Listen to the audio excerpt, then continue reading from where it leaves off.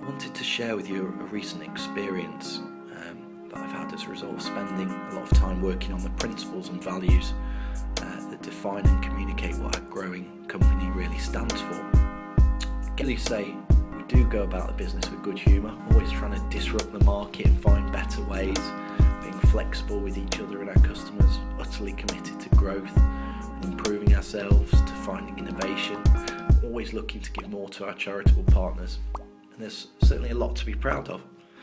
But there was one area that didn't feel right. I'd written sustainability as a value.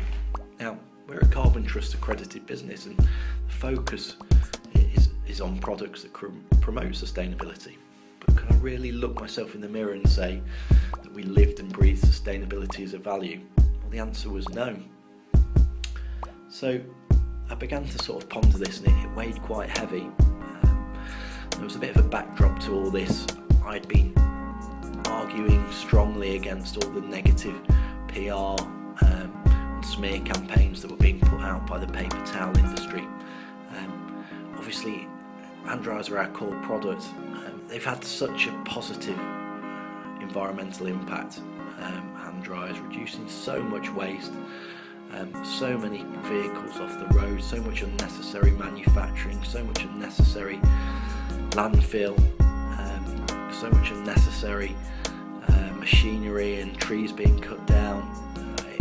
It really is a very powerful force for good. So I was arguing very strongly against all this negative PR because I really felt that it was a great injustice trying to influence consumer behaviour towards something very negative for society as a whole. What came out of this was I being really true to my values by arguing this environmental case, when really I wasn't adopting that way of life as a person.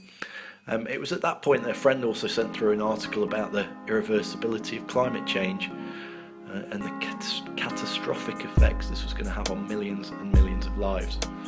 12 years was all the time we had to sort this out.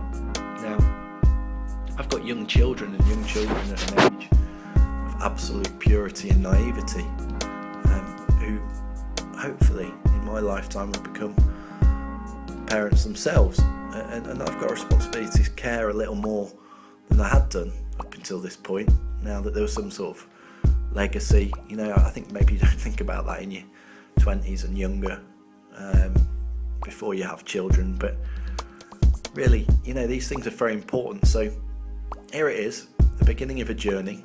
I'm now going to make a lifelong commitment to being a better citizen of the world, a person who cares a little bit more about the future of his planet. I think there's a lot of us at kind of my stage of life who've kind of just sort of let the rumblings of the scientists and environmentalists go on, but perhaps not really changed our habits particularly. So, here I am, just a 40-year-old, ordinary northernish bloke who likes generally to take life easy. I'm not your stereotypical environmentalist, but I'm hoping that I can engage a few people. Maybe a few people who know a bit more about this can help me with some tips and ideas to see what I can practically do as a business owner and as a father to reduce my immediate carbon footprint.